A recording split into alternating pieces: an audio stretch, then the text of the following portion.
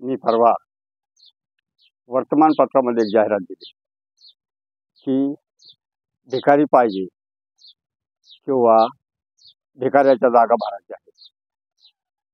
मला वाटलं कशाची अर्ज येते, पण आश्चर्याचा धक्का बसला तो म्हणजे की जवळजवळ भिकाऱ्यासाठी किंवा भिकाऱ्याच्या जागा मिळण्यासाठी जवळजवळ लाखभर अर्ज आले.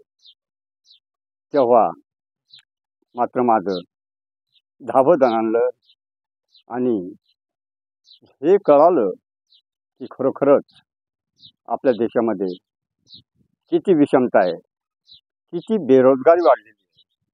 जर भिकाऱ्याच्या जागेसाठी लाखो अर्ज येऊ शकतात, तर मग सरकारी जागेचं काय?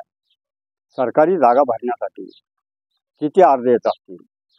आणि गंमत अशी की काही अर्जावर काही ज्या लाभार्थींनी किंवा अर्जदारांनी अशी टीप सुद्धा लिहिली होती की जर तालुक्याला किंवा बाजारच्या ठिकाणी आणि स्पेशल जर जागा भेटली तर तुम्हाला 50,000 रुपये सेपरेट देऊ. एका भिकाऱ्यानं तर असं लिहिलं की शिर्डी किंवा बालाजी किंवा शेगावच्या मंदिराच्या गेट समोर जर जागा भेटली तर तुम्हाला 25,000 आताच देतो, पण गेट समोर जागा उपलब्ध होईल असं काही पहा. मित्रांनो, आणि अर्ज करणाराची जेव्हा शैक्षणिक पात्रता तपासली तेव्हा अवाक झालो की खूप शिकलेले होते. अगदी ग्रॅज्युएट, MA, BA असे विद्यार्थी त्यामध्ये होते. त्यावेळेस कळलं की या देशामध्ये किती समस्या बिकट झालेली आहे नोकरीच्या संदर्भामध्ये. म्हणजे आपला जो तरुण वर्ग आहे हा किती दिशाहीन झालेला आहे, त्याला काय करावं सुचत नाही. आणि मित्रांनो, याला खरं कारणीभूत जर असेल तर कोण? ते म्हणजे सरकार आहे. या सरकारनं प्रत्येक क्षेत्रामध्येच विषमता तयार केलेली आहे. तरुण वर्गाला शिकतात ते, पण काय करावं हे मात्र समजत नाही. म्हणून हा एक विनोद आहे. पण मित्रांनो, खरोखरच सरकारनं भिकाऱ्याच्या जागा जर भरायच्या अशी जाहिरात जर काढली तर या भिकाऱ्याच्या जागेसाठी सुद्धा लाखोना अर्ज येतील. कारण एवढं भयान हे वास्तव आहे.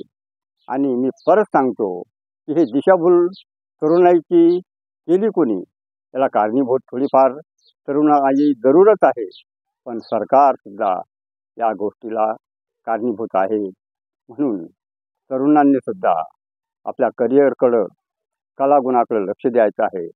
आणि सरकारनं सुद्धा हे भीषण वास्तव ओळखून तरुणांना योग्य दिशा, त्यांना योग्य रोजगार, योग्य धंदे यांच्यासाठी काहीतरी मोलाचं करण्याचं आज म्हणजे करण्याची गरज झालेली आहे. मित्रांनो, व्हिडिओ काल्पनिक किंवा विनोदी जरी असला तर वास्तववादी आहे. यामधून आपल्या देशातल्या बेरोजगारीचं, नवतरुणांचं भयानाचं चित्र मी मांडण्याचा प्रयत्न केलेला आहे. तर हा व्हिडिओ तुम्हाला कसा वाटला? आवडल्यास लाईक करा.